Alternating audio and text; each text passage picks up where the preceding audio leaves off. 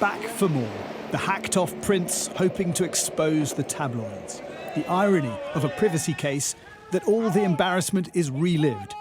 Today, questions about visiting a lap dancing club in his early 20s, cavorting at a rugby match, untrue, says Harry, and the breakup with an old flame, Chelsea Davy, over 15 years ago.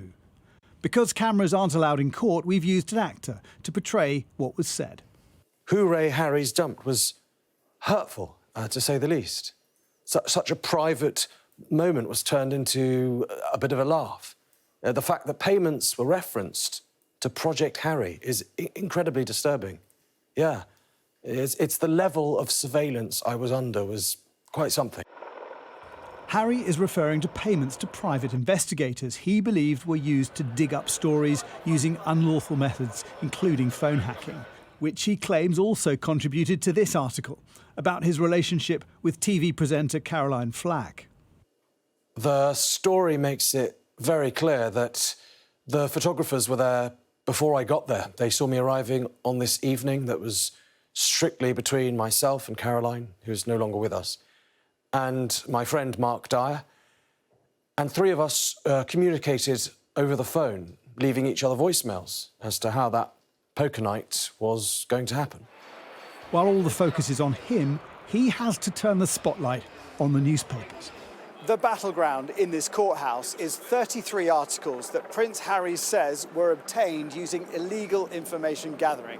The Mirror Group lawyer has often been able to demonstrate that other newspapers were running the stories, or there may have been legitimate ways of gathering that information. And the question was, could Prince Harry demonstrate that some of that information was obtained through hacking or blagging?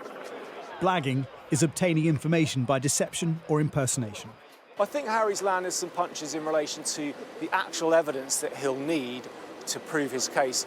For example, some of the investigations that were conducted by private investigators and the fact that some of the payments to those investigators were labelled as, for example, Chelsea Watch and Harry Project. For example, the Chelsea Watch in relation to the breakdown of their relationship. That's the kind of evidence that will be crucial because he needs that kind of evidence rather than circumstantial evidence. Harry talked of a tracking device placed on his ex-girlfriend's car, stalk of photographers knowing where he'd be. What he couldn't do under cross-examination was point to specific hacked messages that led to stories appearing in papers. But, questioned by his own lawyer, he said this. I remember a lot of missed calls that lasted 1 second. I remember a lot of people asking me, did you get my voicemail? But I do not remember how consistent it was. But when I was told about the fact that this was hacking, it all made sense. After giving evidence, Prince Harry stayed in court to watch one of his alleged tormentors, the Mirror's former royal correspondent Jane Kerr, give evidence. She'd written 10 of the 33 contentious articles, and the court was told she'd commissioned private investigators 900 times while at the Mirror. But Jane Kerr couldn't recall all of her sources for these stories. She claimed some came from other newspapers, such as this drug one, and she denied asking third parties to do anything unlawful, but admitted she didn't check they weren't.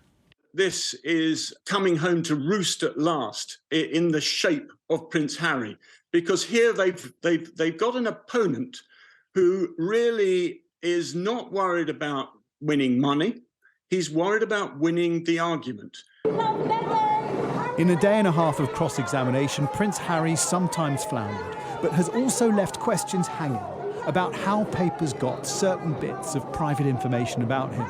And for an organisation known to have hacked phones over that time period, why wouldn't they hack one of their best story makers? Jason Farrell, Sky News.